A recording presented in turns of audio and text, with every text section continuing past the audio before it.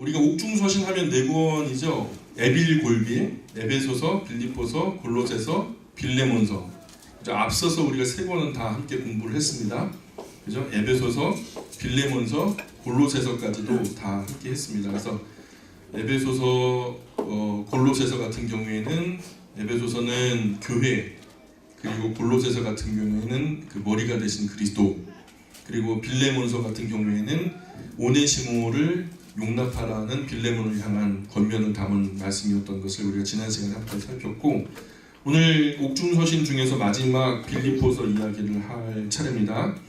빌립보서는 같은 시기에 기록됐지만요, 방향이 달랐어요. 목적도 달랐고 전달하는 사람도 달랐습니다. 이 빌립보서가 왜 쓰여졌냐면 빌립보 교회에 문제가 생겼습니다. 빌립보 교회에 문제가 생겨서 가만히 그 빌립보 교회 안에 있는 문제의 원인을 가만히 들여다보니까 유오디아파하고 순두계파가 나누어져서 서로 이렇게 교회에 와서 눈도 안 마주치고 예배당 분위기가 싸늘합니다. 이 작은 교회, 큰 교회면 몰라도 이제 작은 교회에 두 파가 갈라져 가지고 이렇게 이런 분위기가 되면은 교회가 잘 안 되죠. 그죠? 그래서 빌립보 교회를 섬기는 목회자가 에바브로 디도라는 분인데, 에바브로 디도라는 분이 이름이 의미가 뭐냐면 사랑스럽다, 또 매력 있다, 뭐 이런 이름을 가지고 있는 사람입니다. 이런 분이 그 교회를 앞장서 가지고 목회하면서 바울의 가르침대로, 또 바울이 가르쳐준 하나님의 말씀대로 열심히 화해를 시키려고 노력하고 그리스도의 사랑으로 좀 모아보려고 애를 썼는데도 참 이게 잘 안 돼요. 그래서 이런 가슴 아픈 이야기를 바울이 듣게 되었고, 그래서 이제 그 반목과 질시, 또 파당이 나누어진 것에 대해서 바울이 조언을 주는 것이 빌립보서 이야기에 그대로 담겨져 있습니다. 일반적으로 우리 한국 교회들에게도 구성원들을 가만히 보면은 남자분들보다는 여자분들이 많은 것 같아요. 그죠? 그리고 여자분들이 그래서 주축이 되어서 교회의 중요한 일들을 추진해 나갈 때가 참 많은데, 이런 여자분들이 그 주축이 돼가지고 앞장서 나갈 때 한없이 좋습니다. 좋을 때는 정말 좋습니다. 그런데 무슨 갈등이 시작되면 문제가 커집니다. 아무것도 안 됩니다. 온유월에서 허리가 내립니다. 그죠? 교회가 새파랗게 얼어붙어가지고 아무 일도 할 수 없는 경직된 교회가 돼버려요. 좋을 때는 더없이 좋은데 이게 만약에 잘못된 상황이 된다, 만에 하나 잘못되게 되면은 그 어느 것 하나도 제대로 되는 것이 없는 그런 교회가 돼버리고 말아요. 절대로 화해 잘 안 해요. 여자분들이 자존심이 굉장히 강하거든요. 그래서 절대 양보도 안 하고, 그리고 절대 자기가 옳다고 말하면서 밤낮 없이 싸우고, 금식하고 싸우고, 새벽기도 하면서 싸우고, 그죠? 처리하면서 싸우고, 능력받아 싸우고, 성령받아 싸우고, 그러니까 교회가 완전히 전쟁터죠. 최첨단 영적 무기들이 다 동원되는 그런 전쟁터가 되어버리죠. 우리 그리스도인들은 아무리 한 교회, 한 가족이고 아무리 가까운 사이여도 제가 항상 말씀드리는 건데, 가까울수록 더 조심해야 됩니다. 지킬 것은 깍듯하게 지키셔야 됩니다. 사람마다 서로에게 아름다운 거리가 있는 것 같아요. 우리가 지금 여기 이렇게 바라볼 때 제 얼굴에 있는 흠이나 티 같은 게 안 보이잖아요. 근데 오늘 태희 형제랑 악수를 하면서 했는데, 어구 세상에, 태희 형제 얼굴 보니까 연예인 피부예요. 근데 상대적으로 저는 막 이렇게 뭐가 많이 났어요. 그래서 아내하고 둘이서 조용히, 야, 연예인 같다고, 너무 얼굴이 환하고 깨끗하다고, 부럽다고 막 그랬는데, 가까이 가면은요, 그 흠도 보이고 티도 보여요. 약간 한 10m 정도 떨어져서 보이면은 뽀샤시하게 보여서 예뻐 보입니다. 눈이 안 좋으신 분들은 은혜로 보니까 더 예쁘게 보여요. 그죠? 그래서 한 정신적인 거리든 물리적인 거리든 영적인 거리든 한 10m 정도는 우리가 거리를 두고서 우리가 서로를 선대하고 또 좋게 여겨주는 그런 시간들이 있었으면 좋겠다는 거죠. 저는 그 거리를 아름다운 거리라고 좀 이름하고 싶어요. 아름다운 거리. 왜냐하면은 평생 이웃, 영원한 가족, 끝까지 우리가 오랫동안 함께 런닝메이트죠. 롱런하는 관계가 되려면 나름대로 원칙이 필요합니다. 그 선 안으로 들어가면은 금방은 더 친밀해지는 것 같아도, 그냥 금방은 좋은 것 같아도 얼마 되지 않아 가지고 그 선 안에 머무는 순간 그 사람의 좋은 점도 보이지만 나쁜 점도 보이고 티도 보이고 흠도 보이면서 자꾸 우리가 사람에게 큰 희망과 소망을 갖기보다는 실망과 절망을 얻게 되는 것이죠. 그죠? 사람 보면 어떤 소망이 있겠습니까? 결혼이나 혈연으로 얽혀졌다면 어쩔 수 없어요. 뭐 같이 사는 수밖에 없어요.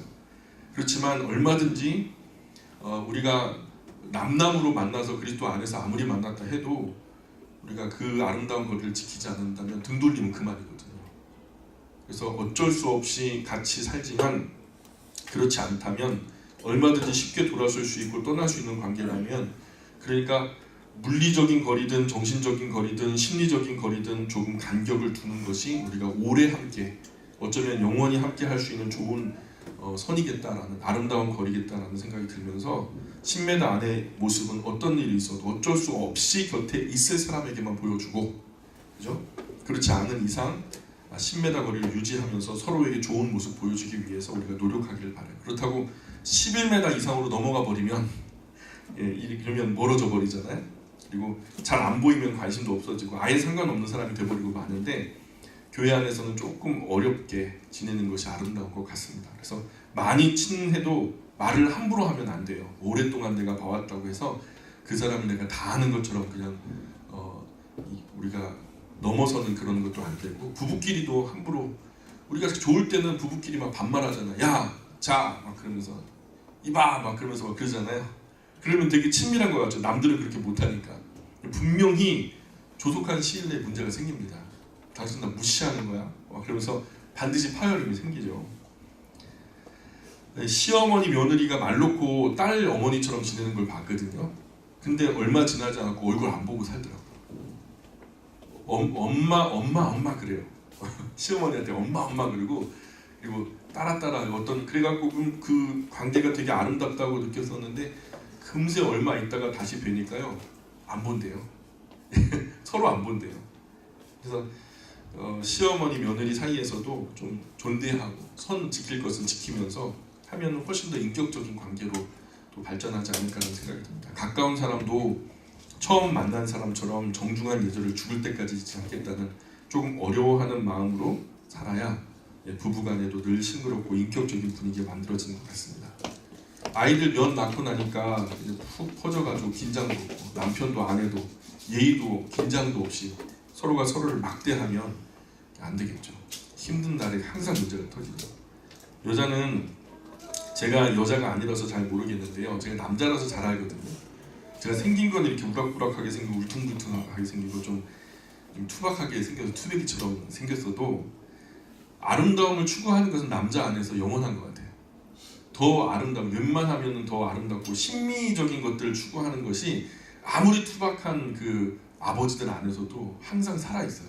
소년의 감성처럼. 그래서 물론 같은 이치로 여자분들도 마찬가지일 거라고 여겨요. 근데 그렇기 때문에 우리가 서로 함부로 하거나 정말 그 선을 쉽게 넘어가 버리는 사람은 오래가지 않는다, 이런 생각이 듭니다. 그래서 우리가 이 시간에 배운 것 꼭 실천해서, 남편이 어찌하든지, 남편이 나를 막대해도 또 아내가 좀 나를 무시해도 어찌하든지 우리가 조금 서로에게 예의를 지키고 어렵게 대하면서 우리가 꾸준하게 우직하게 아름다운 거리를 유지하다 보면은 남편도 아내도 공기가 달라진 것을 느끼게 될 줄 압니다. 내가 먼저 시작하면 곧 금방 알아차리죠. 그래서 같은 이치로 남편들도 아내들도 달라지게 될 거라고 믿습니다.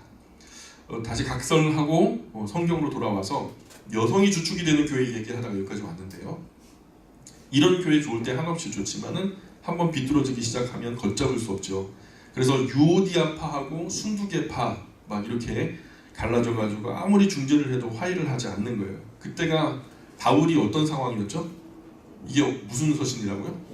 옥중서, 가택연금 상태.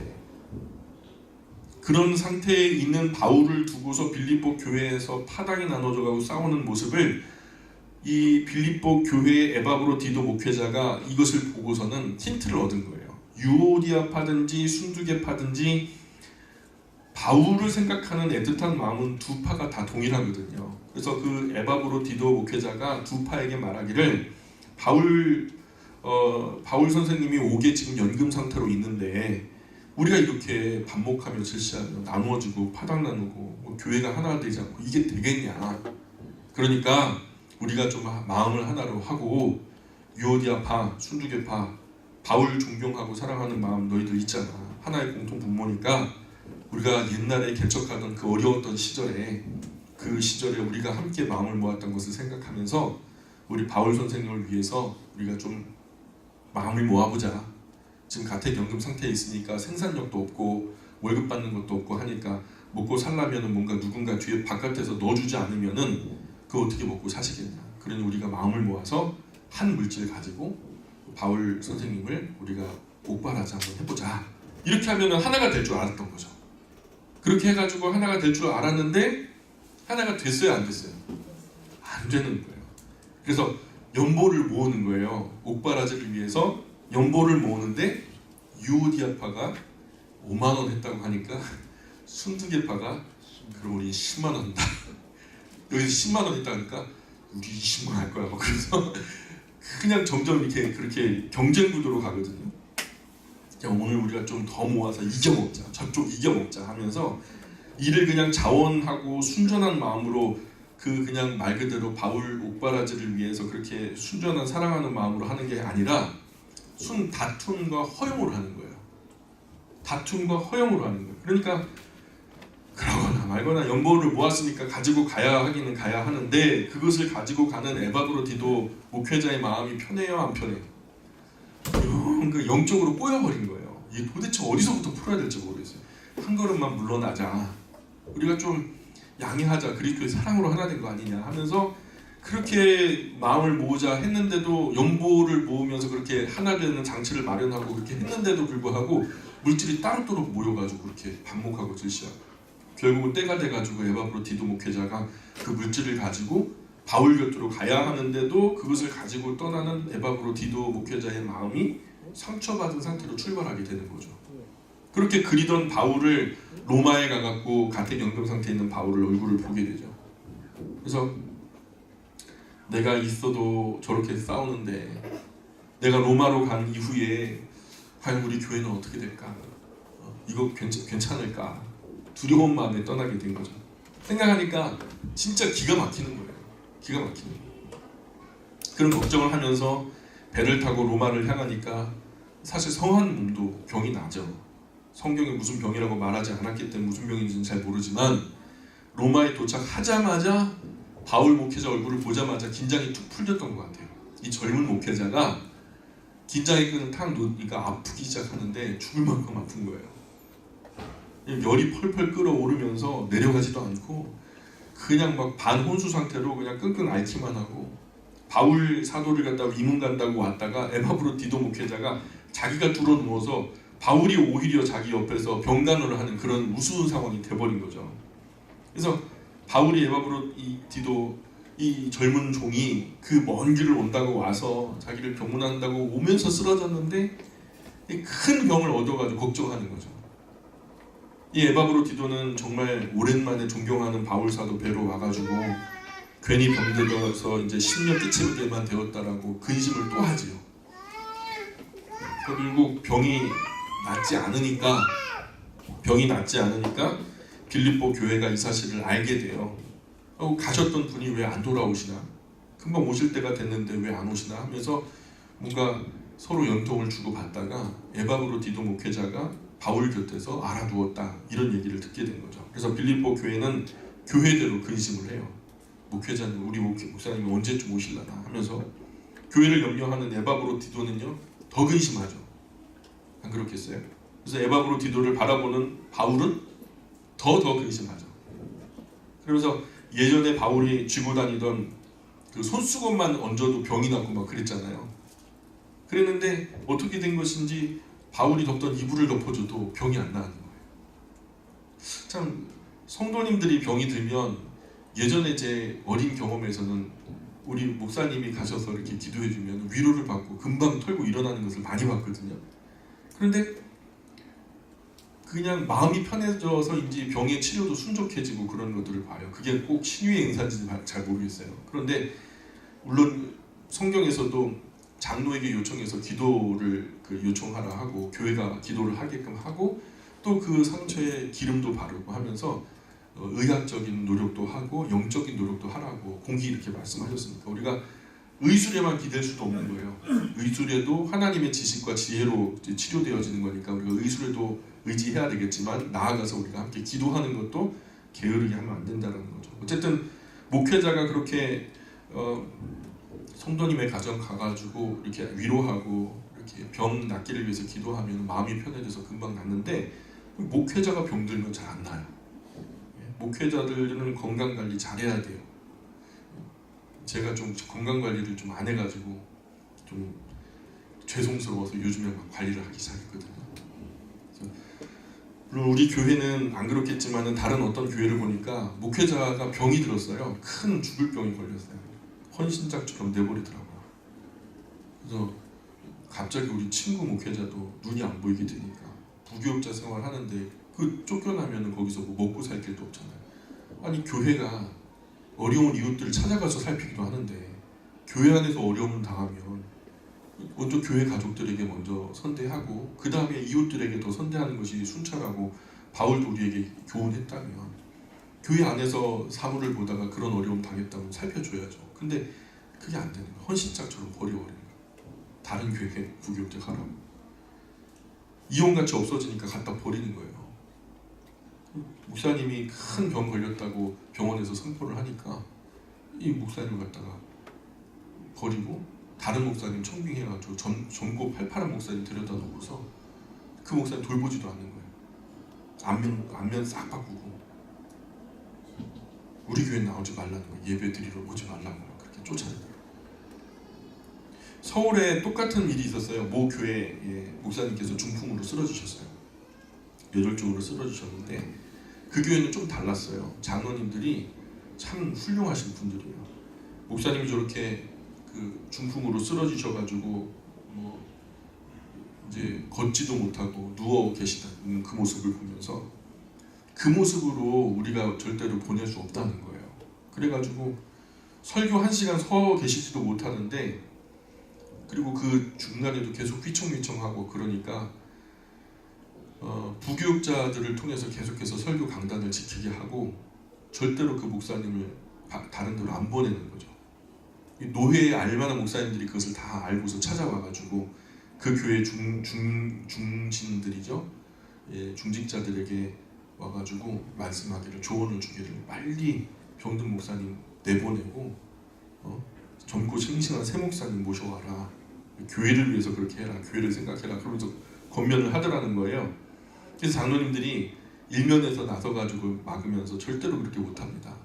그렇게 우리가 온 교회가 이렇게 건강하고 또 튼튼하게 잘 자라온 것은 목사님 덕인데 우리가 병들었다고 그러면 안 됩니다. 그래서 이 장로님들이 순번을 정해가지고 목사님을 계속 보필하면서 3년 동안 밤낮 할 것 없이 섬기는데 이 목사님이 그 응원에 힘입어서 점점점 건강을 되찾고 이제 주일 강단 모두 책임지고 서실 만큼 강건해지셨어요. 그 재미있는 것 같은 이런 상황이 얼마나 은혜로워요, 그죠? 근데 이런 모든 상황 속에서 정말 재미있는 부분은 그 노예에 오셔서 노예에서 이제 목사님 오셔서 헌 목사님 내보내고 새 목사님 받으라 했던 그 목사님이 그 안에 소천하셨어요.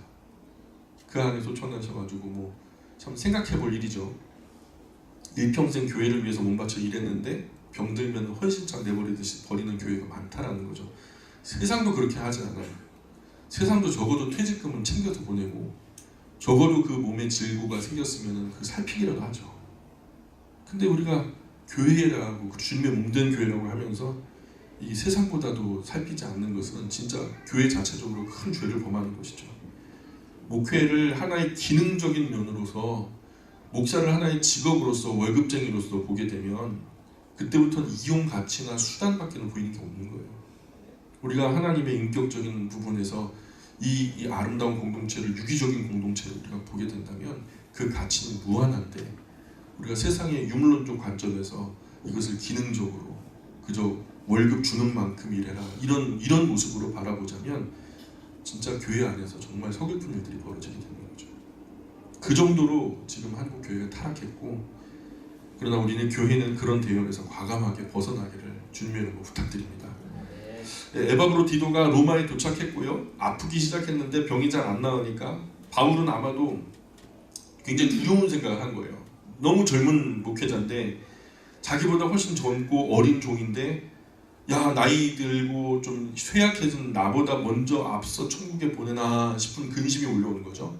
그러던 어느 날 정말 계속해서 그 곁에서 돌보고 병문안하면서 기도했던 그 능력이 아마도 에바브로 디도에게도 큰 은혜로 임했던 것 같아요. 그래서 혈색이 점점 돌아오더니 빼빼 말랐던 살도 점점 차오르고 열도 떨어지면서 그 모습을 보니까 바울이 너무 좋아서 이 기쁜 소식을 빌립보 교회에 전달해서 다시 한번 참된 기쁨과 교회의 회복의 계기로 삼았으면 좋겠다 해가지고 생각을 한 거예요. 교회는요, 기쁨이 없으면 전도도 안 되고 봉사도 안 되고 아무것도 안 돼요. 교회야말로 복음이잖아요. 교회가 복음을 전하잖아요. 복음이 뭐예요? 기쁜 소식이거든요. 네? 기쁜 소식의 중심지가 교회예요.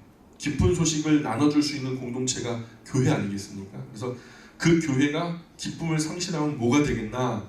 그래서 바울이 그래서 어떻게 해서든지 빌립보 교회가 성도들에게 다시 그런 영적인 기쁨을 회복하게 하려고 기뻐하라.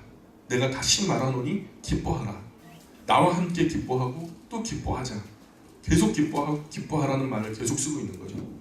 열심히 하는 사람은 즐기는 사람을 절대로 이길 수 없죠. 열심히 하는데 열심히만 하죠. 근데 즐기는 사람은 밤낮 없이 하죠. 주님의 일을 하되 자원하는 마음으로써 우리 안에 주시는 참된 기쁨을 누리면서 즐기면서 주님의 일을 할 수 있기를 축원합니다. 신명기 말씀은 하나님의 일을 기쁨으로 하지 않은 것이 하나님 앞에 죄가 되어서 큰 진노를 받는다는 얘기를 하고 있어요. 여러분 성경책 있으시죠? 신명기 28장 47절 한번 펴보실래요? 신명기 28장 47절 말씀.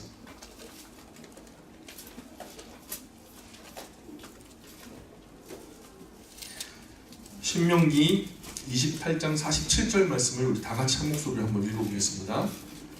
신명기 28장 47절 말씀, 47, 48절 두 절 말씀 한번 읽겠습니다. 시작.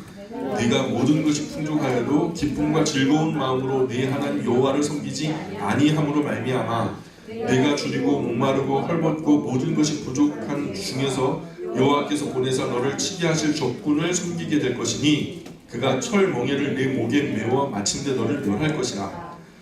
이 지금 뭐 때문에 철 멍에를 목에 메워가지고 너를 마침내는 멸하게 할 것이다 라는 말이 왜 그런 말을 하죠? 47절 마지막에 보면 왜요? 기쁨과 즐거운 마음으로 내 하나님 여호와를 섬기지 아니한 것 때문에. 하나님을 섬길 때 어떻게 섬겨야 된다고요? 기쁨과 즐거운 마음으로 섬기셔야 돼요. 아이고 또 이거 내가 여기 참석 안 하고 도망가면 또 목사님 어떻게 보시겠나? 다른 사람들 다 아는데 그거 나 뭐 어떻게 보겠나? 이게 아니라 정말 즐거워서 이 자리에 참석하셔야 된단 말이에요. 우리가 저 어렸을 때 경험에 토요일날 그때 반공일이라고 해갖고 토요일날 오전에도 수업을 했잖아요. 그럼 수업하면 애들 다 도망가버려요. 다 집에 이제 가잖아요. 근데 저는 그 시간에 이 학교에 남겨지는 게 너무 좋았어요. 그 남아가지고 그러면 애들이 다 떠난 곳에 전에 그 그네 타려면은 줄 서가지고 차례대로 타야 되잖아요. 근데 그 시간에는 아무도 없어요. 나 혼자 하고 싶은 거 다 하는 거예요. 마음 맞는 동네 친구들 몇 명하고 이 학교에 남아가지고 그냥 마음껏 그 학교를 누리는 거죠. 말 그대로 즐기는 거죠. 뒤에 남겨진 자의 기쁨이 서글픔만은 아니더라고요. 우리가 교회에 헌신을 할 때 이런 그 헌신으로 뒤에 남겨진 것 같은 이런 마음을요 좀 많이 느껴보셨으면 좋겠어요. 주일날도 이렇게 딱 끝나고 나면요 30분 안에 여기가 조용해집니다.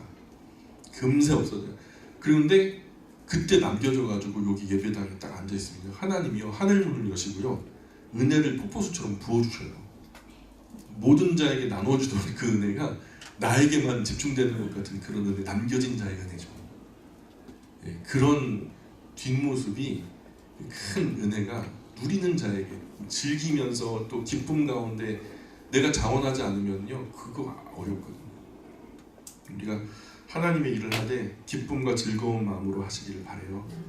빌립보 교회 성도들에게 편지를 하는데 2장을 펴보세요. 빌립보서 2장 1절 보세요. 빌립보서 2장 1절입니다. 그러므로 그리스도 안에 무슨 권면이나 사랑의 위로, 무슨 위로나 성령의 무슨 교제나 긍휼이나 자비가 있거든 마음을 같이하여 뭐를 같이하여?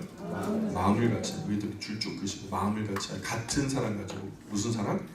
같은 사랑 가지고 뜻을 합하며 무슨 뭐를요? 뜻을 합하고 마음 한 마음을 품어 3절 아무 일이든지 다툼이나 허용으로 하지 말라. 이 뒤에다가 아마 바울이 제발 그렇게 썼을 것 같아요. 오직 겸손한 마음으로 각각 자기보다 남을 낮게 여기고 각각 자기 일을 돌볼 뿐더러 또한 각각 다른 사람들의 일을 돌보아 나의 기쁨을 충만하게 하라. 너희 안에 이 마음을 품으라. 곧 그리스도 예수의 마음이니 그는 근본 하나님의 본체시나 하나님과 동등됨을 취할 것으로 여기지 아니하시고 오히려 자기를 비워 종의 형체를 가지사 사람들과 같이 되셨고 사람의 모양으로 나타나사 자기를 낮추시고 죽기까지 복종하셨으니 곧 십자가에 죽으심이라. 이러므로 하나님이 그를 지극히 높여 모든 이름 위에 뛰어난 이름을 주사 하늘에 있는 자들과 땅에 있는 자들과 땅 아래에 있는 자들로 모든 무릎을 예수의 이름에 꿇게 하시고 모든 입으로 예수 그리스도를 주라 시인하여 하나님 아버지께 영광을 돌리게 하셨느니라. 유오디아파, 순두계파 이 양쪽 파가 전부 다 지금 이 말씀을 듣고 있죠. 근데 항상 자기를 내세우고 겸손을 잃어버리니까 다툼과 허용으로 하다가 이런 갈등이 생긴 거 아니냐. 그러니 우리의 처음 마음 회복해야 될 거 아니냐 하면서 이렇게 권면을 하는 거죠. 결국 그런 다툼과 허용으로 하다 보니까 결국 교회가 어려움을 당했던 거 아니냐. 그러니 다시 나눠진 마음을 하나로 해야 될 거 아니겠냐 하면서 권면하는데 12절 보세요. 그러므로 나의 사랑하는 자들아 너희가 나 있을 때뿐 아니라 더욱 지금 나 없을 때에도 항상 복종하여 두렵고 떨림으로 너희 구원을 이루라. 그러니까 바울 선생님이 이 교회에 있을 때는 아마도 잘하려고 노력했던 것 같아요. 근데 바울 목사님이 안 계시니까 그냥 막 그렇게 분란이 일어났던 것 같고 4장으로 넘어가 보세요. 쭉 넘어가서 4장으로 넘어가셔서 1절 보세요. 1절 그러므로 나의 사랑하고 사모하는 형제들 나의 기쁨이요 면류관인 사랑하는 자들아 이와 같이 주 안에 서라. 내가 유오디아를 권하고 순두계를 권하노니 주 안에서 같은 마음을 품어라.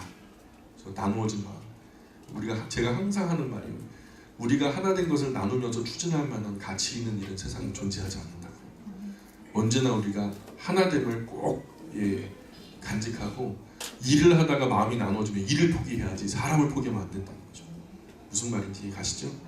그래서 우리가 일 중심이 아니라 그리스도의 유기적인 공동체라고 하면 찢어지면 생명을 잃어버리는 거예요. 사람이 마음이 나누인다고 사람을 쪼개면 되겠습니까?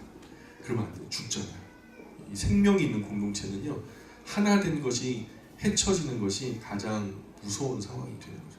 사단 마귀가 오늘도 이 교회를 향해서 뭘 지금 노리고 있을까요? 마음이 나누어지기를 강력하게 촉구하지 않겠습니까? 우리가 예의주시하면서 이런 부분에서 깨어 있어야 돼요. 4장 8절 보세요. 4장 3절입니다.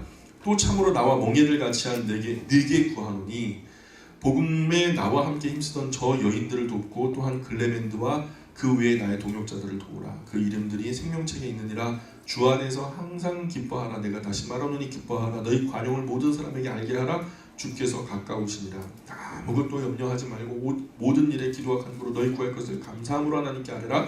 그리하면 모든 지각에 뛰어난 하나님 평강이 그리스도 예수 안에서 너희 마음과 생각을 지키시리라. 그래서 빌립보 교회 성도들이 바울의 쓸 것을 모아서 보냈는데 잘했다, 고맙다 하면서 나를 생각하던 것이 싹이 난 것을 기뻐한다. 그래도 조금 나를 돌아볼 줄 아는 그 마음이 생겨서 난 너무 고맙다. 이런 말을 하면서 그러나 바울은 그런 것이 있으나 없으나 나는 풍부에 처할 줄도 알고 궁핍한 가운데 지낼 줄도 알아.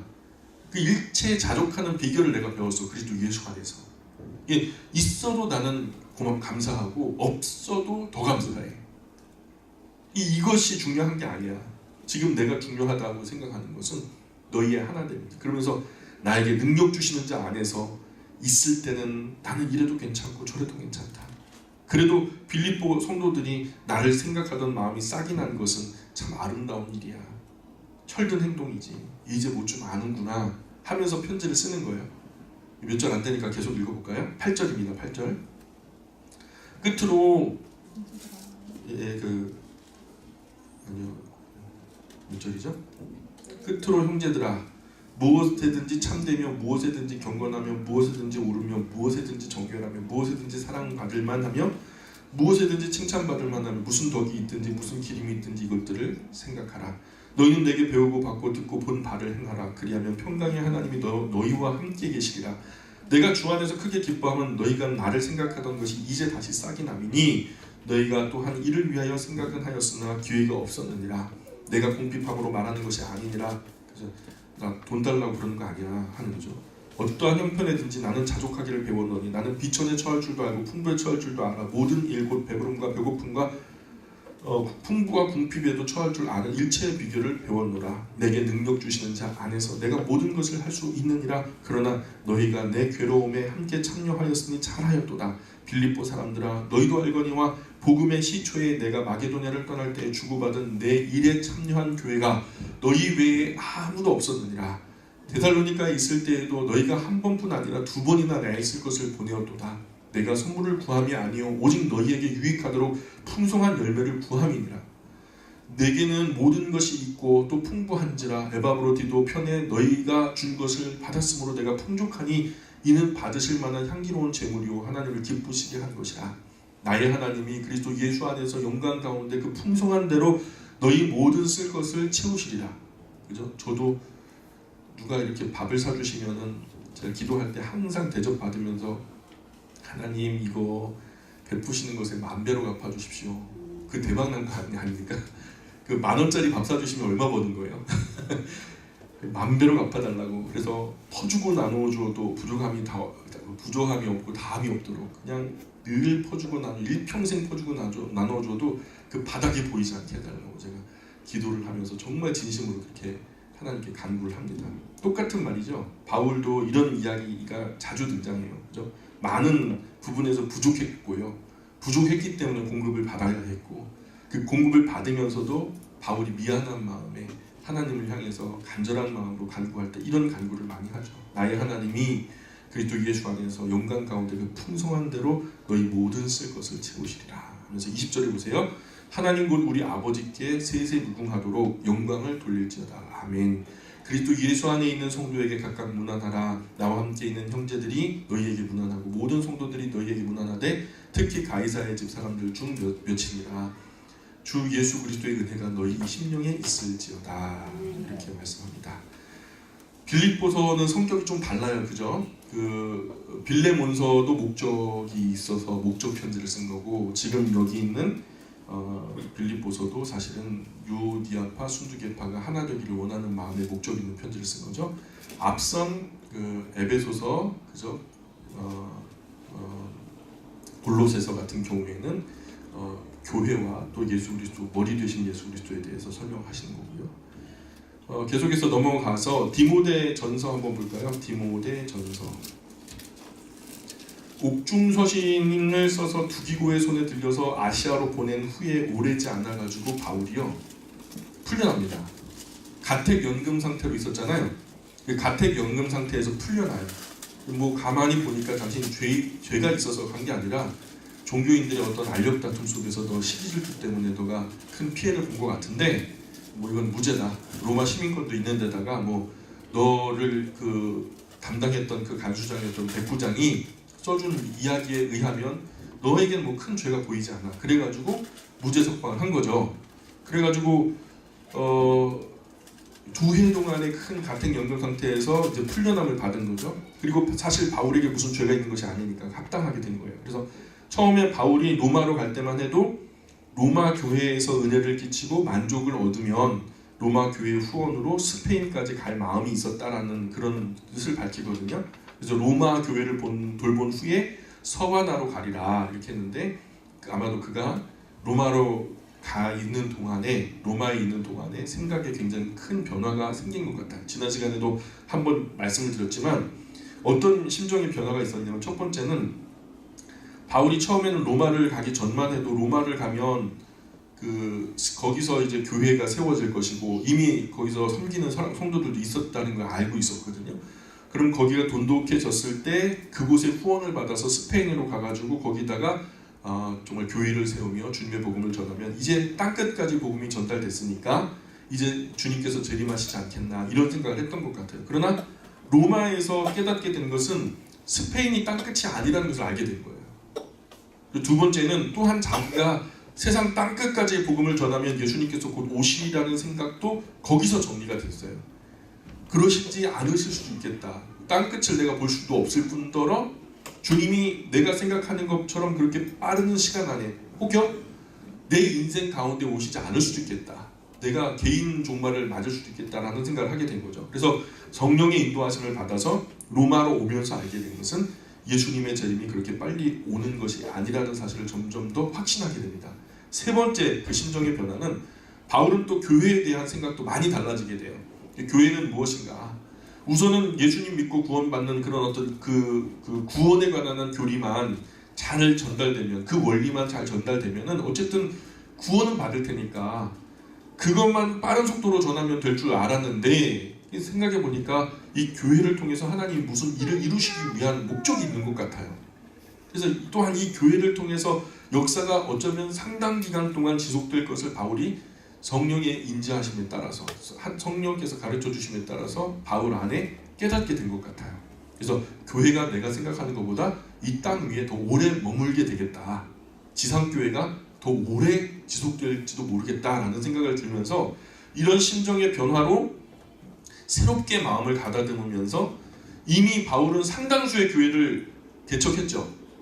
지역마다 심지어는 가정교회들도 뭐 엄청나게 많은, 성경에 기록된 교회만 있다고 보지 않아요. 더 많은 교회들이 아마 있었을 것으로 여겨지고, 그런데 교회들마다 어려움과 문제가 생기는 거예요. 문제가 항상 터져요. 더 큰 문제는 바울이 성령을 통해서 알게 된 앞으로 다가올 환란이 교회를 향하여서 덮치게 되는데, 이 덮치는 놀라운 환란이 이전 것과는 비교할 수 없는 엄청난 핍박과 유혹이, 처음 교회들의 엄청나게 큰 시험과 고통이 그 교회 앞으로, 교회 역사 앞으로 한 걸음 다가왔다는 것을 확신을 갖게 되는 거죠. 이제 각 구원받은 이들이 그리스도인의 삶에 처음 입문한 초급 수준의 구원 신앙의 어떤 그 모습으로, 그런 지평으로 앞으로 다가올 엄청난 역사의 도전 앞에 교회가 과연 설 수 있을까? 그 신앙과 또 확신이 마음에 또 깊이 심지가 견고하게 세워지지 않으면 이들이 버텨낼 수 있을까라는 생각이 들면서 바울이 이미 개척한 교회들을 중심으로 해서 이 교회들을 더 돈독히 해야 되겠다. 더 펼쳐서 스페인까지, 아니면 뭐 중국 대륙까지, 아니면 중국 대륙을 넘어서 대한민국까지 펼치는 것보다는 지금 있는 교회들을 더욱더 견고히 하는 것이 옳겠다라고 마음을 다시 고쳐먹은 거죠. 그리고서는 이 교회, 이미 세워진 교회들을 바로 세우는 일에 자신의 남은 시간들을 헌신하기로 작정을 하게 됩니다. 자, 그래서 교회의 사명을 일깨우고 교회가 해야 할 일과 교회를 짊어지고 나갈 일꾼들 세우는 거예요. 그 중직들 세워야죠. 교회를 섬기는 이들을. 그래서 장로님들, 집사님들, 직분자들을 세워서 지속적으로 오고 오는 세대를 신앙으로 계승해야 하는 이 중차대한 사명 앞에 서게 된 거죠. 그래서 바울은 로마에서 풀려난 후에 이렇게 일정이 이렇게 돼요. 로마에서 풀려났죠. 그래서 그 이탈리아 반도를 이렇게 넘어서 그레데로 가죠. 지금 이거 따라오시면 돼요. 그레데 쪽으로 다시 되돌아와서 그레데를 거쳐서 에베소로 가고, 에베소에서 히에라볼리, 골로새, 라오디게아 이런 쪽을 방문한 후에 드로아를 거쳐서 마케도냐로 건너가고, 그죠? 마케도냐, 그죠? 말마라 해협을 지나온 거죠. 그래서 그렇게 해서 다시 디모데전서, 디도서를 이 마게도냐에서 쓰게 돼요. 디모데전서, 디도서를 마게도냐에서, 유럽 땅 초입이죠. 거기서 쓰고, 그리고 니고볼리로 가서 여기서 성경에서 과동한다, 겨울을 여기서 지내기로 하면서 큰 집회를 하다가 그 집회 가운데 바울이 체포되죠. 다시 2차 투옥이 이루어지죠. 이제 이 이야기를 우리가 해야 돼요. 바울이 일단 로마에서 풀려나자 보이시는 대로 그레데로 갔죠. 이 그레데로 와서 거기서 디도를 남겨놔요. 근데 그레데라는 섬이 어떤 섬이냐면 아주 무식한 섬이에요. 그래서 상당히 골치 아픈 섬이에요. 다 바닷사람, 바이킹족 선해 보여요, 악해 보여요. 남의 거 뺏어갖고 먹고 사는 사람들이잖아요. 근데 지중해 한복판에서 여기서 살아남으려면 온갖 뱃사람들 항상 오고 가고 내리고 타고 하면서 닳고 닳아서 그레데 사람들이 어떤 소문이 났냐면 더러운 소문이 났어요. 그레데 사람 참 못됐다. 못됐다는 참 양반적인 표현이고, 그레데 사람들 스스로가 자기들을 향해서 말하기를 뭐라 그러냐면 그레데 사람은 자기 배만 위하는 천하의 게으름뱅이 거짓말쟁이들이다. 이렇게 말해요. 자기들도 자기들을 향해서 한마디로 숨 쉬는 것 말고는 다 거짓말이고 자기 욕심 채우기 위해서 못할 짓이 없는 사람들이라는 거예요. 이런 곳에 디모델을 남겨놓으면 어떻게 될까요? 나이 어리고 여린 디모델을 남겨놓으면 맨날 목회하다가 상처받고 울고 아무 일도 못할 테니까. 그러니까 디도는 좀 와일드하잖아요. 남성적이고. 여기에 그래서 그런 거친 일들을 잘 감당할 수 있는 일꾼인 디도를 남겨놓은 거죠. 디도뿐 아니라 디도와 함께 힘을 모으기 위해서 아볼로도 여기다가 교법사 세나 이런 몇몇 사람들을 함께 남기고 바울 일행은 그들을 뒤로 하고 에베소로 건너오게 됩니다. 그래서 에베소에 와서 뭘 했겠어요? 에베소에 지난번에 그 에베소서 보냈죠, 그죠? 에베소서 보냈어요. 그 내용을 가지고 교회가 얼마나 소중한가 하는 것을 그 예정론과 교회 그 기초한 교회론, 그죠? 골로새서에 기록된 신령한 지식 등 이런 머리가 되신 그리스도 이런 것들을 적지 않은 시간을 들여서 강의를 하게 됩니다. 그리고 라오디게아 교회로 가고요. 거기서 또 골로새에서 히에라볼리로 향하죠. 그리고 그 근방 여러 교회들을 두루 들러서 올라가는데 그때 에베소 교회에 디모데를 남겨놔요. 에베소 교회에는 아주 차분하게 잘 살피며 질서 있게 일할 수 있는 일꾼인 디모데를 남겨놓습니다. 디모데는요, 에베소 교회처럼 안정적인 교회 안에서는요 일을 잘하는 스타일이에요. 그래서 어른들을 되게 잘 섬겨요. 어린 친구인데도 어른들을 향해서는 굉장히 정중하고 또 어른들이 많은 곳에서 디모데의 능력이 잘 발휘된다는 것을 바울은 알기 때문에 그래서 디모데를 에베소 교회에 남기고 바울은 올라가는데 드로아 보이시죠? 드로아, 아시아 끝자락에 있는 드로아에 오니까 날이 좀 더워졌어요. 우리처럼 이제 겨울 지나서 이제 봄 초입에 들어오니까 겨울에 입던 옷 입고 오니까 앉아서도 좀 땀이 삐질 나오잖아요, 그죠? 그런 것처럼 바울이 두꺼운 외투를 가지고 이렇게 그 겨울을 진행하면서 왔는데 드로아에 왔을 때는 날이 훨씬 따뜻해진 거예요. 그래서 한 4월 정도니까 날이 점점 무더워지는 철이었기 때문에 힘이 붙이는 거죠. 이 더운 옷 입고 다니고 무거운 옷 입고 다니는 게 힘들었어요.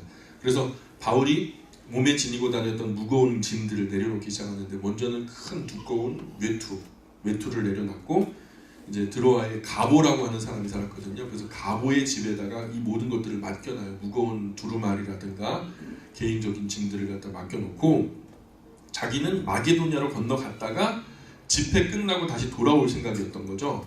마게도냐 건너갈 때까지만 해도 내가 에베소 교회로 금방 돌아올 테니까 조금만 기다려 이런 마음으로 갔는데 거기 지금 다시 퀴즈를 할게요. 퀴즈. 지금 에베소 교회는 누가 있죠? 이야, 잘 들으시네요. 그러면은 그레데에는 누가 있을까요? 이야, 잘 그렇게 눈을 감고도 잘 들으시네요, 그죠? 예, 그래서 그렇게 거기에 에베소 교회로 올 마음을 먹었어요. 그런데 마게도냐로 건너가서 보니까 마게도냐에 있는 지역 교회들이 생각보다 문제가 많아요. 바울이 목회적인 조언을 줄 수 있는 능력이 있잖아요. 그러니까 그 모든 문제들에 대해서 답을 달아주고자 노력을 하죠. 자기가 뭐 생명이 얼마나 남았겠어요. 열심히 사역하겠다. 마지막이 될지도 모르는 이 기회에 열심히 이제 자기가 교회들을 섬기죠. 더욱이 거기 대표적인 교회가 빌립보 교회였는데 이 빌립보 교회가 그때까지만 해도 바울이 이제 가택연금상에서 풀려나가지고 자유케 되어서 이렇게 교회들을 이렇게 돌아보는 그때까지도 화해하지 않고 그렇게 서로 으르렁대고 있었던 거죠. 그래서 소문을 들어보니까 그 근처 데살로니가 교회도 이런저런 문제가 있대요, 요새. 그래서 교회에는 이상하게도 끊임없이 문제가 생겨요. 문제가 딱 해결됐다 하면은 또 산 넘어 산이라 또 문제가 생겨요. 예수님 믿는 사람들끼리 그 선한 사람들 모여가지고 무슨 문제가 있겠나 싶어도 그게 아니에요.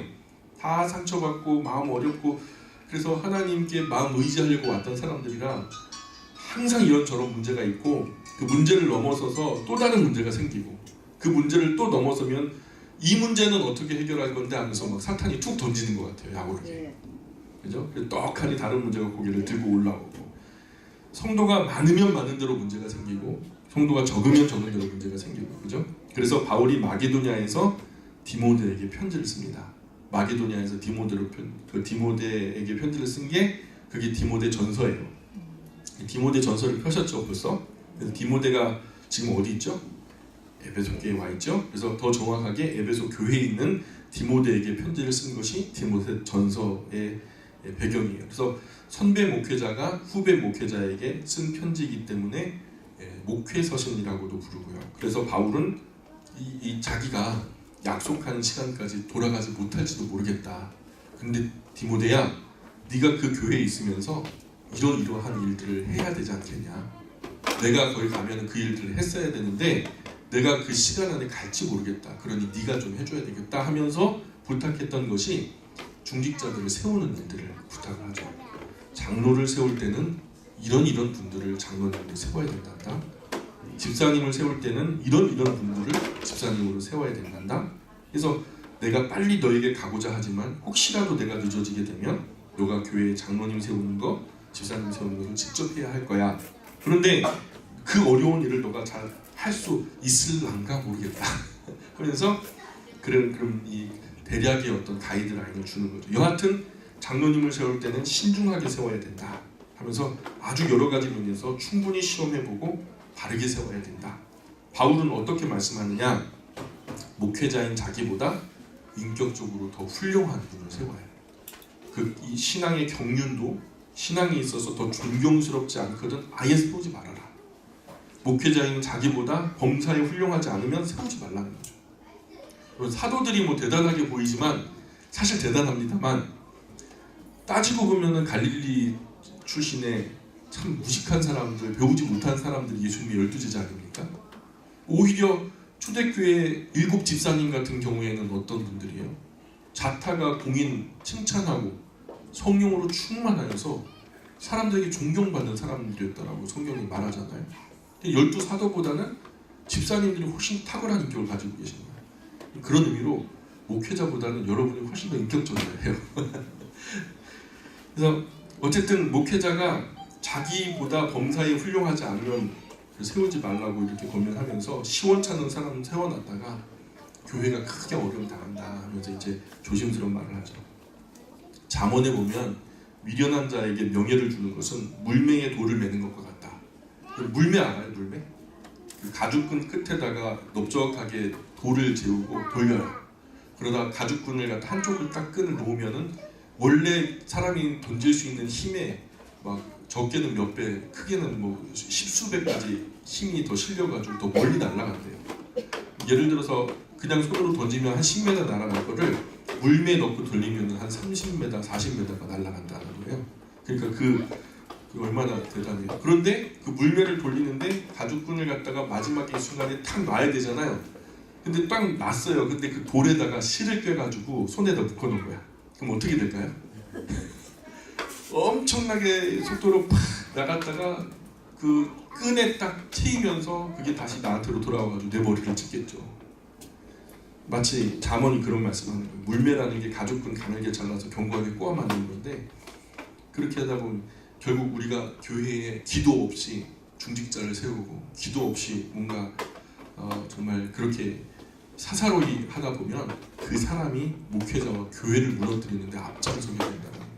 저는 주변 교회들 중에서 그런 교회들을 여러 교회 봐왔어요.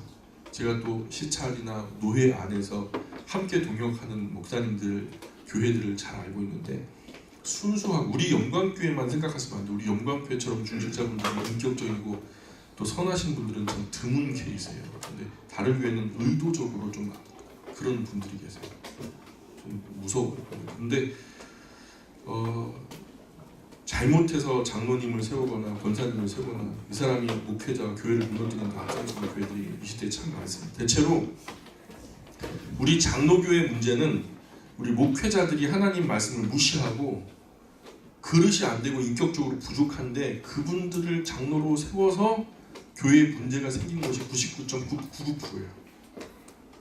장로교라고 하니까 성경 안 읽으신 분들이 뭐라고 생각하냐면 야 이건 장로교니까 장로가 주인이야. 그러니까 장로교회니까 장로가 주인인 줄로 착각하는 거예요. 성경도 한번 안 읽어보고. 성경대로라면 장로는요 가르치는 장로와 행정적으로 도움을 주는 장로가 있어요. 가르치는 장로가 오늘날의 목사님이거든요. 그리고 행정적인 장로가 오늘 시무 장로님이세요. 우리 영광교로 치면은 제가 가르치는 장로 역할을 하는 것이고 행정장로로서 우리 송임석 장로님이 장로 역할을 하시는 것이죠. 이렇게 근데 이런 개념이 서지 않은 다른 교회의 장로님들 보면 이 개념 정리가 안 돼가지고 장로들이 깨어나야 된다 하면서 이 바보들아 너가 주인이야 하면서 너가 목사님을 고용하고 또 해고도 하고 막 그러는 거야. 이런 성경에 나오지 않는 근본도 없는 이런 가르침으로 세미나를 가가지고 또 배워오고 막 그래요. 야 이거 어디서부터 설명을 해야 될지 숨이 턱 막히죠. 그죠? 이런 목회학은 성경에는 아무 곳에서 나오는 게 없어요. 다른 곳에서 우리가 절대로 못 배웁니다. 성경 안에서만 그런 것들이 나오죠. 인정에 영합하고 물질에 연연해서 급하게 대가성으로 장로 임직 세우는 교회들이 있거든요. 꼭 이제 임직을 하면 큰 건물 들어서기 전에 임직을 해요. 큰 건물 들어서기 전에 장로 임직, 권사 임직 그냥 막 십수 명씩 막 올려버리죠. 그럼 또 자기들 안에서 교회는 자원해서 임직할 때 교회의 선심을 좀 보여야 된다. 뭐 이렇게 하면서 이게 공식이 아닌 공식이 돼버려가지고 장로님은 뭐 5천만 원, 뭐 권사님은 뭐 2천만 원, 뭐 이런 식으로 막 걷는 거예요. 제가 아는 어떤 지역 교회가 임직을 했더니 이게 몰라요. 자랑인지 창피해서 하는 말인지 임직을 한번 했는데 2억이 생겼대요. 세상에 이거는요 창피한 일입니다. 어디 교회에서 이게 그 어설프게 성경을 읽어가지고 일어난 사단이거든요. 초대교회 때 바나바가 그랬죠. 바나바가 하나님의 성령에 감동돼서 내 것을 소중한 것으로 여기지 않고 자기의 모든 소유를 팔아 가난한 이웃들에게 나눠주고 그 모든 물질들을 사도들의 발 앞에 두었다라고 말하니까 이 임직을 그게 먼저예요? 임직이 먼저예요? 먼저 헌신이 먼저였어요. 조건적으로 한 게 아니고 예를 들어 이렇게 생각해 봅시다. 내가 어느 날 운동장을 걷는데 운동장에 쓰레기가 버려져 있는 거예요. 근데 영 깨끗한 운동장에 어울리지가 않는 거예요. 내 안심이 꺼리껴서 쓰레기를 주워서 쓰레기통에 넣었어요. 근데 어머 그거를 교장 선생님이 봤네. 그래서 너 누구야? 그래갖고 저 몇 학년 몇 반 누군데 그래 알았어 이름 적어가지고 월요일날 조회 시간에 표창장을 만들어가지고 홍길동 앞으로 나와. 너 정말 선행 아무도 보지 않는데 그런 일을 했기 때문에 우리 학교에서 표창장 줄 거야. 그래서 표창장을 줬어요. 누가 홍길동이가 이제 받는 것을 보고서 너무 부러웠던 거죠. 근데 홍길동 옆에 있는 홍길동 2가 있었어요. 그 받는 것을 보니까 교장 선생님이 그렇게 표창장을 받으니까 부럽거든요. 그래서 교장 선생님이 창문을 여는 그 순간에 주머니에서 그냥 이렇게 딱 쓰레기를 버리고 딱 주웠어요. 똑같이 표창장을 받았단 말입니다. 그게 같아요? 틀려요? 달라요. 표면적으로 우리가 보면 현상적으로는 같아도 중심을 보시는 하나님 앞에서는 하늘과 땅만큼이 다른 거예요. 진실하지 못한 거죠. 절대로 목회자가 또 교회가 모든 성도들 볼 때 인품이나 경륜에서 뛰어나지 않거든. 우리 교회는 그를 절대로 장로로 세워서는 안 된다. 이렇게 반드시 그 대가를 치르게 되니까 바울이 디모데에게 그런 말을 해요. 그래서 교회를 대표할 만한 연세도 좀 지긋하셔야 된다. 무조건 50분 좀 넘어가셔야 돼요. 교회 안팎에서도 사실 장로 그 투표를요 교회 안에서 할 것이 아니라 전 마을 회관에서 해야 된다고 봐요. 왜냐면 교회 안에 사람들은 다 좋게 보거든요. 근데 마을 회관에서 하면은 이 사람이 평상시 마을 안에서 어떻게 행동하는지 다 보이잖아요. 그죠? 그래서 물망에 오르신 분을 갖다 우리가 그 이름을 갖다가 마을 회관에 붙여놓고 자 인기 투표합시다. 누가 우리 교회 장로님 되셨으면 좋겠어요 하면 마을 사람들이 다 투표하지 않겠습니까? 올해 이 저보다 인격 좋으시고 또 사회적으로도 존경받으시는 장로님 감 되는 우리 교회 아버지들은 저 말고는 다예요. 근데도 이제 우리 교회에 그 충원된 수가 장로 한 분을 더 선출해야 되는 그런 그 상황이 되어서 이제 올해 이제 새로운 장로님 한 분을 모셔야 되는데 올해 장로고시를 치르셔야 되는데 열심히 공부하고 계신지 모르겠어요. 저는 충분히 검증됐다고 보거든요. 그래서 이제 앞으로 피택 선거는 이미 있었지만 그래서 우리 영광교회에서도 이 큰 일을 앞에 놓고 있습니다. 선제되어지는 기도가 그렇게 중요해요.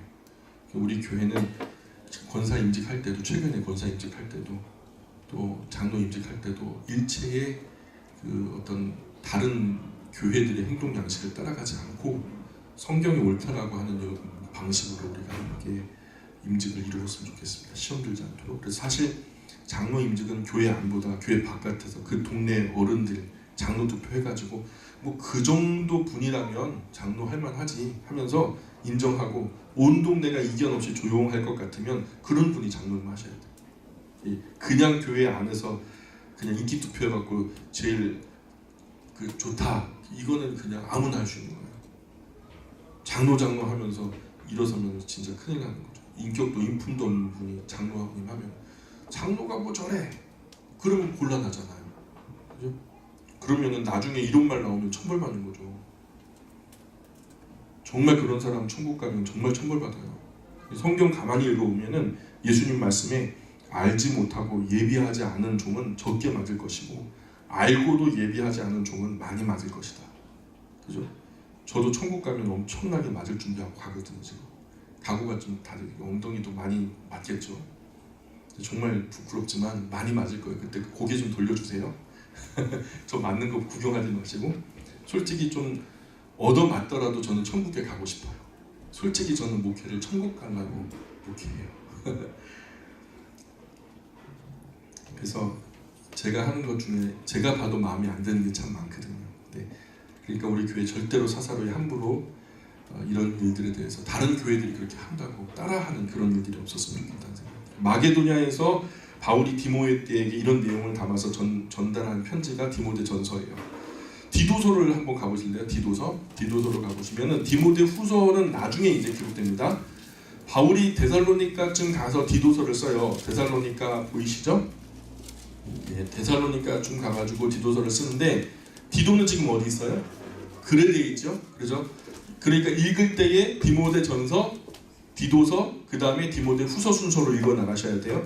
그래서 디도서를 쓰면서 내가 너를 그레데에 두고 온 것을 부족한 일을 바로잡고 각성 장로와 집사를 세우려 한다는 건데 특별히 장로를 세울 때 조심해라.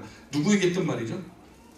디모데에게 했던 똑같은 말을 지금 하고 있어요. 그래서 그레데 사람들은 배만 위하는 게으름장이고 천하의 거짓말장이라고 그렇게 사람들이 인정되고 있으니까 이 말을 한 사람이 그레데 출신의 한 시인이 했던 말이에요. 그러니까 신중에 신중을 다해서 장로와 직분자를 세울 때 정말 조심해야 된다. 그래서 만약에 내가 여기 일이 되어가는 것을 봐가면서 아데마나 두기고를 너에게 보내거든 너는 거기서 일에 손을 떼라. 그리고 니코폴리스, 니고블리 여기까지 와라. 니코폴리스가 아드리아해 서안에 있는 아주 따뜻한 항구인데 내가 바울이 거기서 과동, 월동, 겨울을 거기서 보내려고 마음먹고 있다는 거예요. 그래서 아데마가 가든지 두기고가 너에게 가거든 너는 그레데 교회에서 손을 떼고 이쪽 내가 머물게 겨울을 지내 이쪽으로 오라는 거예요. 그리고 그러기 전에 지금 당장 아볼로나 교법사 세나 너에게 당장 필요하지 않다면 지금 이쪽으로 좀 보내줄 수 있겠니? 하면서 왜 그러냐? 이 겨울을 지내면서 큰 집회를 여기서 해야 되는데 일꾼들이 좀 필요하다 하면서 항상 미리미리 준비하기 위해서 바울의 그 준비성이 여기서 나오는 거죠. 미리 준비되지 않으면 절대로 열매가 없죠. 그러니까 옛 고린도 교인들이 바울이 훌륭한가 아볼로가 훌륭한가 그랬는데 여기 보세요. 한참 있다 보니까 아볼로의 자리가 보이죠? 아볼로의 위치는 바울이 지금 누구에게 지시를 하죠? 디도에게 지시를 했죠? 근데 그 디도의 지시를 받아서 누가 일을 하죠? 아볼로가 일을 하는 거예요. 그러니까 디모데를 제외하고 지금 이제 아볼로가 바울에게 직접 그 지시를 받을 만한 그런 위치도 아니었던 거죠. 그 디도가 오히려 아볼로보다도 훨씬 높은 위치에 있었고 그 영향력이 더 많았던 사람이었죠. 그런데 아볼로와 바울이 비교되는 그런 상황이 있었던 거죠. 고린도에서. 그죠? 결국 이제 디모데를 제외하고 사람들은 하나 둘 속속히 니고볼리로 모이죠. 그래서 그 니고볼리에 모여서 여하튼 디모데 말고는 전부 니고볼리에 모여서 겨울 동안 대규모 집회를 합니다. 이곳에서 그 지역 아시아에서 비롯해가지고 유럽 일대에 심지어는 뭐 고린도 지역까지 전부 다 모여라 해갖고 중간이 되는 지역이 그 니고볼리잖아요. 그래서 다 모여라 해서 그곳에서 큰 집회를 했는데 이 모인 사람이 너무 많은 거예요. 근데 그때 당시 누가 로마의 황제였냐면 네로가 그 로마의 황제가 됐죠. 그래서 이 네로가 그냥 처음에는 그런 감정이 없었는데 나중에는 기독교도들이 너무나 크게 흥황하면서 로마의 영광을 좀 쇠하는데 이 기독교의 영광이 점점 좀 흥하다 보니까 이게 좀 배가 아픈 거예요. 그리고서 뭐 로마 시인에다 불을 놓고서 시를 쓴다 눈물 찔끔하고 막 그러다가 이게 또 여론의 문매를 맞으면서 막 문제가 생기고 그러다 보니까 네로가 계속해서 기독교인들을 굉장히 심하게 박해하기 시작하죠. 너무 큰 집회를 했던 거예요. 바울이 그 시절을 좀 이렇게 조심스럽게 지역별로 평상시처럼 했으면 좋았을 텐데 너무 큰 집회를 하다 보니까 그 로마의 이 정치적인 어떤 굉장히 큰 주목을 받게 되죠. 그래서 그곳에서 가장 큰 리더였던 바울이 체포를 당하고 다시 로마로 끌려가게 되죠. 이게 로마의 2차 투옥이에요. 1차 투옥은 그냥 가택연금 상태 정도였잖아요. 그냥 거의 자유했어요. 집 바깥에만 못 나왔죠. 근데 2차 투옥은 가택연금 정도가 아니라 완전히 사형수의 감옥, 마메틴 감옥이라는 감옥에 갇히게 돼요. 마메틴 감옥은요, 돌을 쪼아서 만들었어요. 바위 면을 갖다 쪼아가지고 안에다가 홈을 파고 그 안에 들어가갖고 철창으로 바깥에서 눌러버린 거죠. 뭐 어디서 손으로 파고 들어가고 할 수가 없어요. 그래서 바위를 파내서 감옥을 만들고 그 입구에는 뭐라고 써있냐면 이곳으로 들어가는 자 모든 희망을 버려라 결코 살아서 나오지 못하리라 이런 문구가 쓰여있고요. 그리고 그곳에 들어가서 바깥을 내다보면은 창문이 없는데 유일하게 구멍 하나 뚫린 것으로 보이는 게 사형장으로 끌려가는 길 하나만 보여요. 길 하나만 보여요. 아주 그 구멍이 기분 나쁜 구멍이에요. 사형장으로 가는 길. 이게 마메틴 감옥 전면이에요.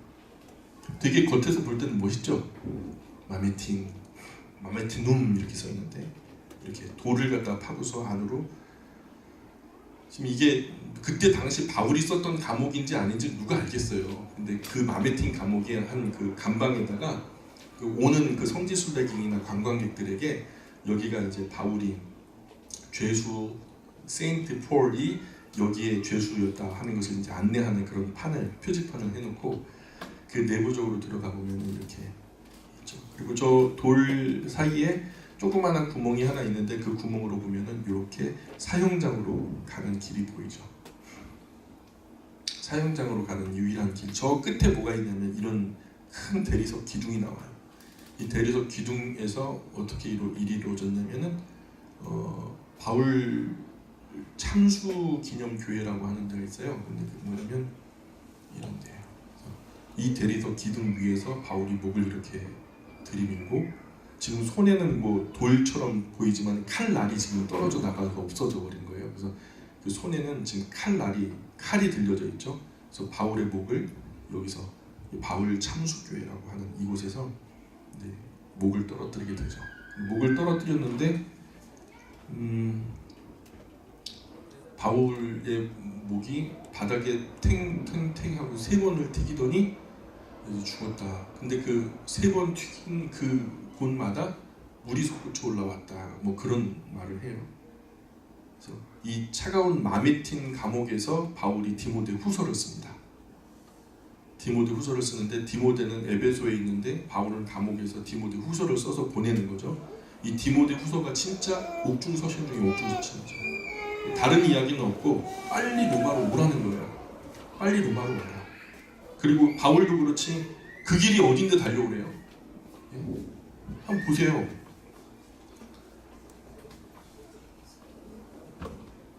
지금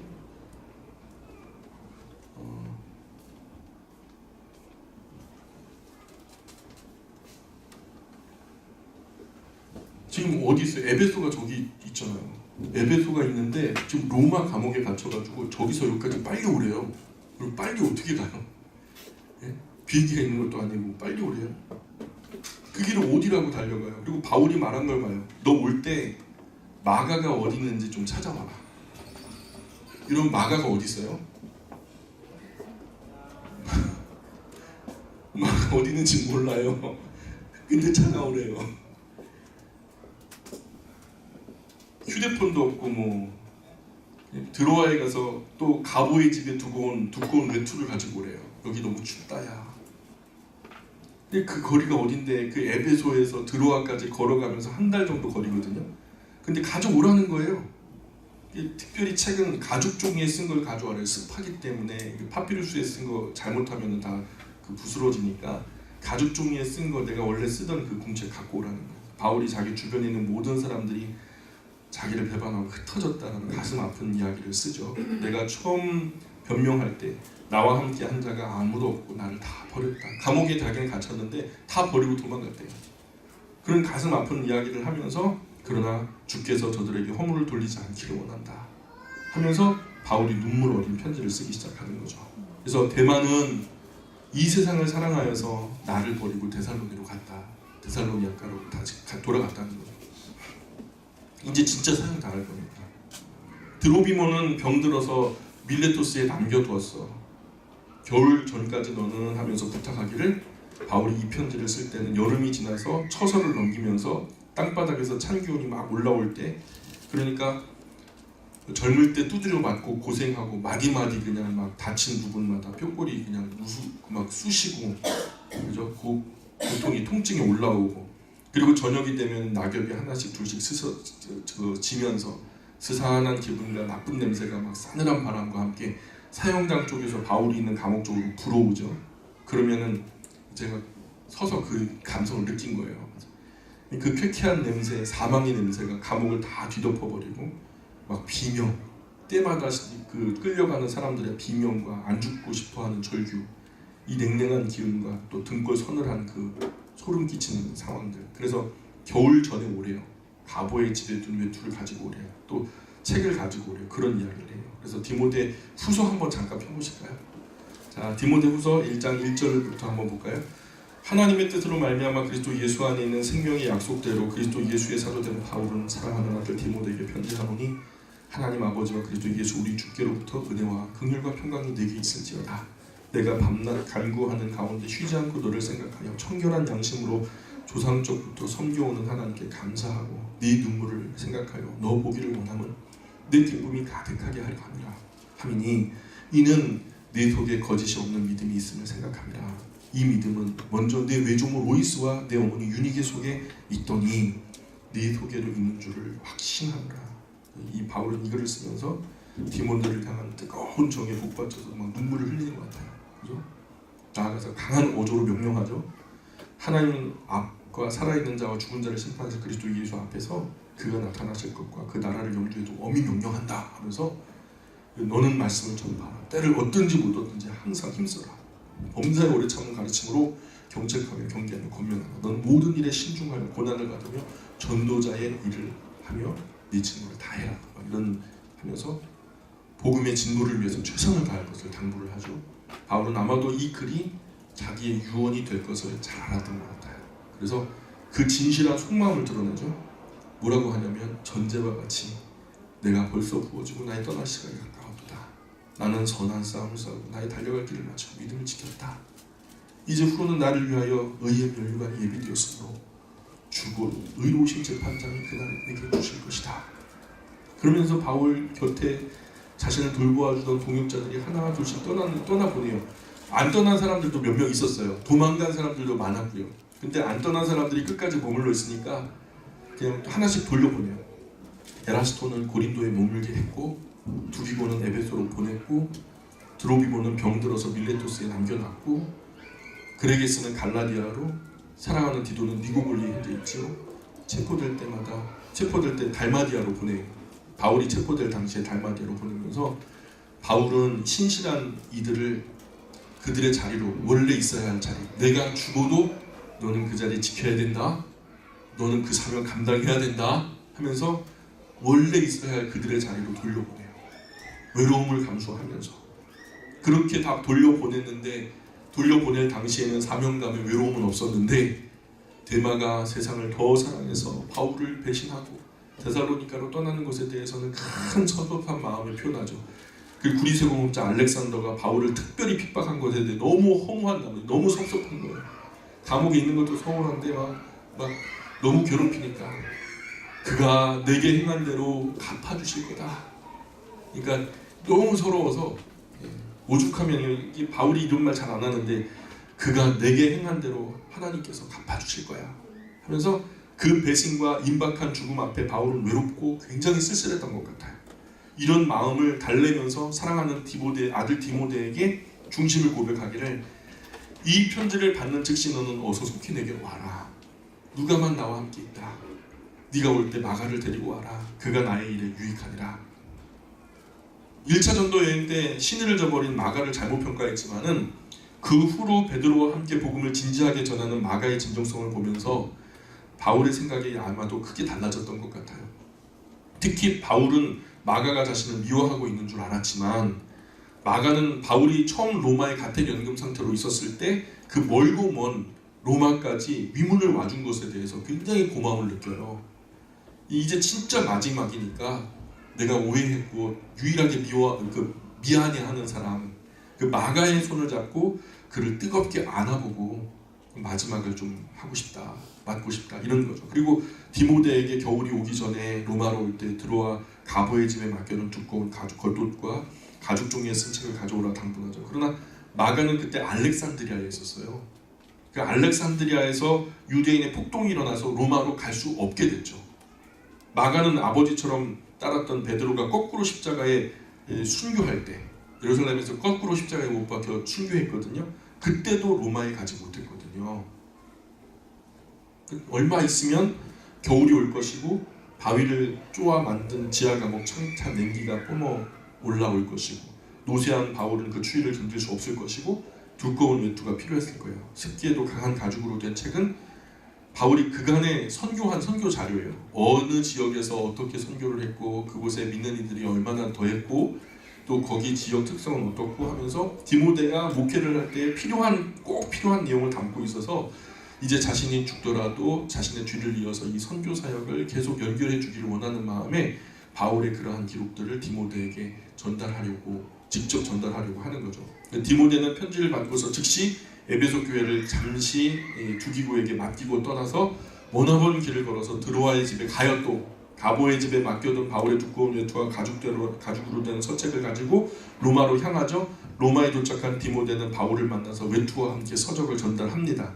그래서 바울은 에베소 성도들이 전해준 따뜻한 사랑으로 큰 위로를 받고 기뻐해요. 누가와 디모데는 바울을 보살피는 한편 여러 경로로 바울 구명운동을 펼쳐요. 이분이 그렇게 여기 사형수의 감옥에 갇힐 만큼 그 대단한 범죄를 저지른 적이 없습니다 하면서, 이 무렵이 AD 66년경에 히브리서가 기록된 그때거든요.